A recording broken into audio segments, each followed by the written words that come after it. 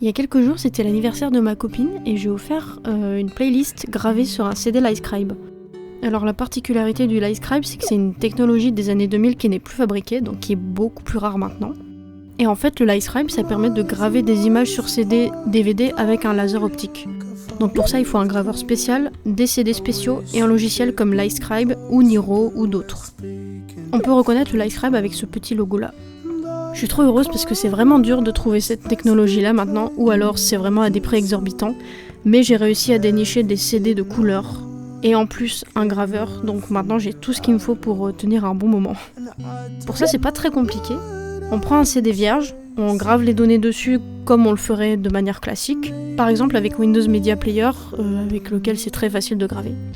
Ensuite, on retourne le CD côté étiquette, et avec le logiciel Livescribe ou Niro, on crée une image et on lance la gravure. Et à partir de là, ça dure environ une vingtaine de minutes.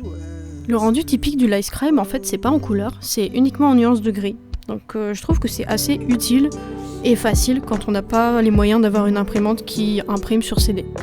On avait déjà toutes les deux notre playlist sur des plateformes d'écoute, mais j'ai trouvé ça chouette d'avoir ça en main en le customisant. J'ai fait les images de la jaquette et je trouve que c'est vraiment cool parce que c'est créatif et artistique. Je trouve que dans un monde où l'art est plus consommé qu'apprécié, c'est un cadeau vraiment spécial de posséder en physique des musiques qui nous lient, parce que c'est vraiment quelque chose qui nous appartient.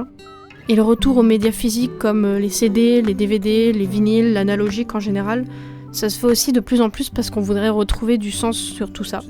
Et c'est une manière de dire à ma copine qu'elle a du sens pour moi.